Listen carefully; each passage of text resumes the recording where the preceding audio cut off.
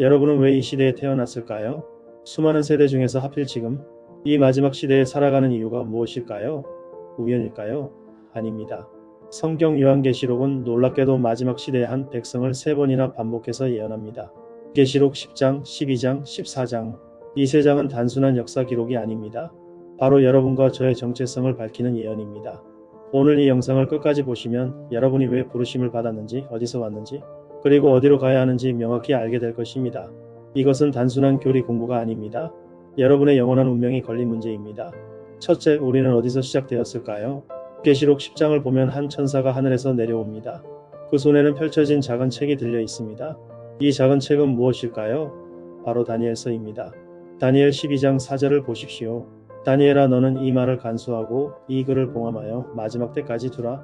2500년 동안 봉인되었던 다니엘서가 마침내 열리는 순간, 그것이 바로 계시록 10장의 장면입니다. 그런데 역사적으로 이것이 언제 일어났을까요? 16세기 종교개혁 시대, 루터와 칼빈 같은 개혁자들이 다니엘서 7장과 2장을 연구하기 시작했습니다. 그들은 다니엘서의 예언이 교황권의 1260년 박해를 정확히 가리킨다는 것을 깨달았습니다. 이 발견은 유럽 전역에 개혁의 불을 지폈습니다. 하지만 가장 극적인 순간은 19세기에 찾아왔습니다. 1780년 암흑일, 1833년 유성우의 성경의 징조들이 실제로 일어났습니다. 이때 윌리엄 밀러라는 한 농부가 다니엘서 8장 14절을 연구합니다. 2300주야까지니 그때의 성소가 정결하게 되리라. 밀러는 정교한 계산을 통해 2301 예언이 1844년에 성취된다고 결론 내렸습니다. 10만 명이 넘는 사람들이 이 메시지를 믿었습니다. 그들은 1844년 10월 22일 예수님이 재림하신다고 확신했습니다. 계시록 10장 9절의 말씀처럼 그들은 작은 책을 먹었습니다. 내가 천사에게 작은 책을 달라 한즉 내가 먹어버리니 내 입에는 꿀같이 나눠 먹은 후에 내 배에서는 쓰게 되더라. 1844년 10월 22일 아침까지 그들의 입에는 꿀같이 달았습니다. 곧 예수님을 만날 기쁨으로 충만했습니다. 하지만 그날 저녁이 되었습니다. 예수님은 오시지 않았습니다. 그날 밤의 실망은 상상을 초월했습니다. 대실망이라 불리는 이 사건으로 수만 명이 신앙을 떠났습니다. 배에서 쓴맛이 된 것입니다. 그런데 이야기는 여기서 끝나지 않습니다. 계시록 10장 11절을 보십시오. 그가 내게 말하기를 네가 많은 백성과 나라와 방언과 임금에게 다시 예언하여야 하리라 하더라. 다시 예언하라. 실망 이후에도 포기하지 않는 한 무리가 등장합니다.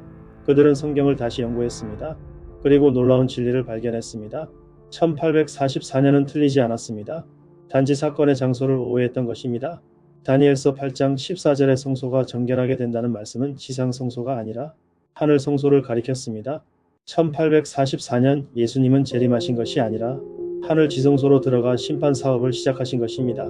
히브리서 9장 24절이 이를 확증합니다. 그리스도께서는 참것의 그림자인 손으로 만든 성소에 들어가지 아니하시고 바로 그 하늘에 들어가사 이 진리를 깨달은 소수의 사람들이 다시 일어났습니다.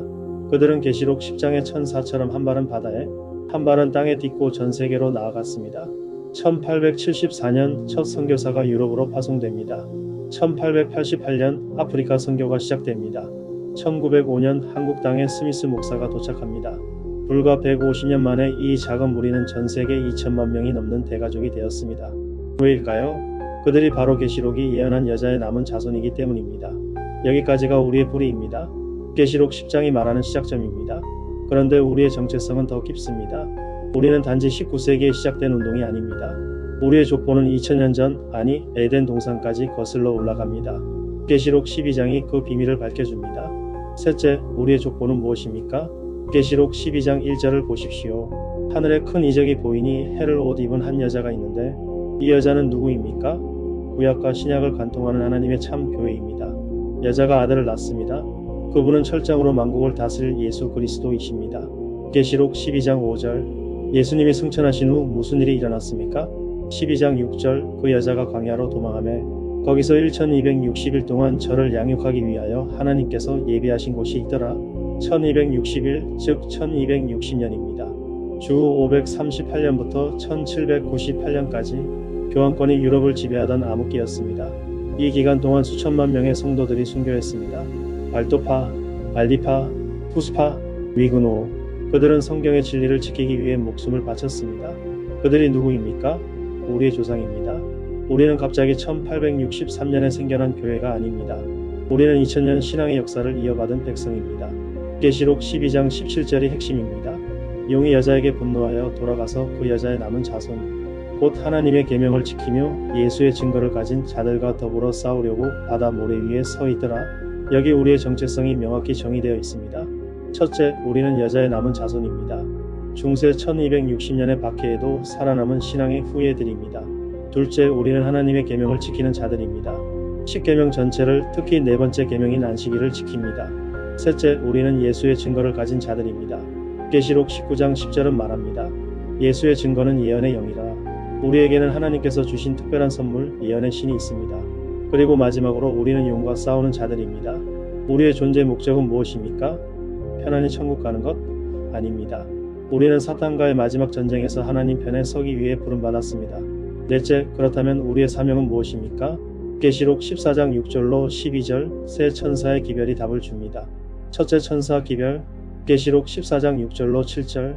또 보니 다른 천사가 공중에 날아가는데 땅에 거주하는 자들 곧 모든 민족과 종족과 방언과 백성에게 전할 영원한 복음이 있어 하나님을 두려워하며 그에게 영광을 돌리라. 그의 심판의 시간이 이르렀음이니. 영원한 복음, 이것은 무엇입니까? 에덴 동산에서부터 주어진 복음입니다. 선악과 사건을 기억하십시오. 하나님은 순종하면 영생을, 불순종하면 사망을 약속하셨습니다. 이것이 영원한 복음의 핵심입니다.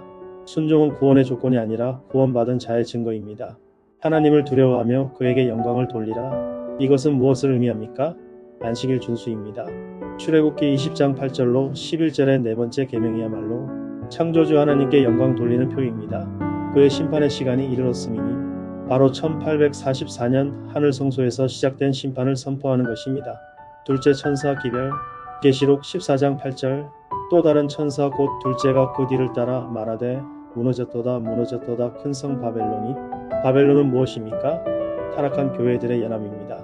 성경의 진리를 버리고 세상과 타협한 종교체제입니다. 우리는 바벨론의 멸망을 선포해야 합니다. 셋째 천사 기별, 계시록 14장 9절로 12절. 또 다른 천사 곧 셋째가 그 뒤를 따라 큰 음성으로 이르되 만일 누구든지 짐승과 그의 우상에게 경배하고 이마에나 손에 표를 받으면 하나님의 진노의 포도주를 마시리니.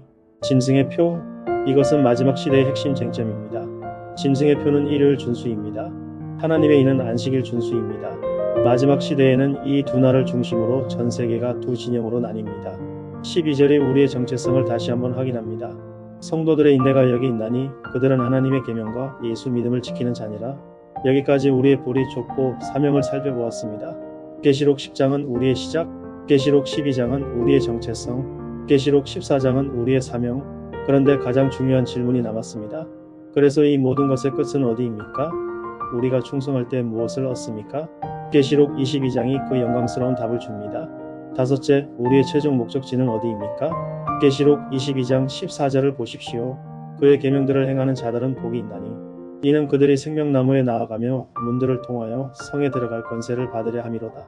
생명나무, 아담과 하와가 범죄한 후 잃어버린 그 나무입니다. 에덴 동산이 꼴을 치기던 그 불꽃검으로 6천년 동안 인류가 다가갈 수 없었던 그 나무, 이제 우리에게 그 나무에 나아갈 권리가 주어집니다. 하나님께서 어떻게 그 권리를 우리에게 주십니까? 그의 계명들을 행하는 자들이기 때문입니다. 우리가 이 땅에서 안식일을 지키고 십계명을 순종하고 새 천사의 기별을 전할 때 우리는 생명나무로 가는 길을 걷고 있는 것입니다. 요한계시록 21장은 더 큰 그림을 보여줍니다. 새 하늘과 새 땅, 하나님께서 우리와 함께 거하시는 새 예루살렘, 다시는 사망도 애통도 곡도 아픔도 없는 곳. 계시록 21장 4절에 나오는 그곳이 바로 이것이 우리의 최종 목적지입니다. 사랑하는 형제 자매 여러분, 우리는 우연히 이 시대에 태어나지 않았습니다. 계시록 10장은 우리는 다니엘서를 다시 예언하는 백성입니다. 계시록 12장은 우리는 2000년 초대교회 순교자의 피로 이어진 여자의 남은 자손입니다. 계시록 14장은 우리는 새 천사의 기별을 온 세상에 전할 사명을 받았습니다. 계시록 22장은 우리는 생명나무의 이를 약속을 받았습니다. 즉 에덴 동산에서 범죄한 이후 예수님이 재림하신 후 천년기를 지나 복락원이 이 지구에 다시 창조되어질 것입니다. 이 네 가지가 우리의 전부입니다. 이제 질문합니다. 오늘 이 말씀을 듣고도 세상을 따라갑니까? 여전히 안식일을 가볍게 여깁니까? 아직도 당신의 정체성이 불확실합니까? 아닙니다. 우리는 예언으로 부름받은 백성입니다. 용과 싸우기 위해 택함받은 하나님의 군대입니다. 생명나무의 권리를 약속받은 상속자입니다. 이 진리를 붙드십시오. 계명을 지키십시오. 끝까지 충성하십시오. 그리하면 우리는 함께 새 예루살렘 성문을 통과하여 생명나무 아래서 만날 것입니다. 이 채널을 구독하시고 다음 영상에서 더 깊은 진리로 나아갑시다. 주 예수여 속히 오시옵소서. 아멘. 감사합니다.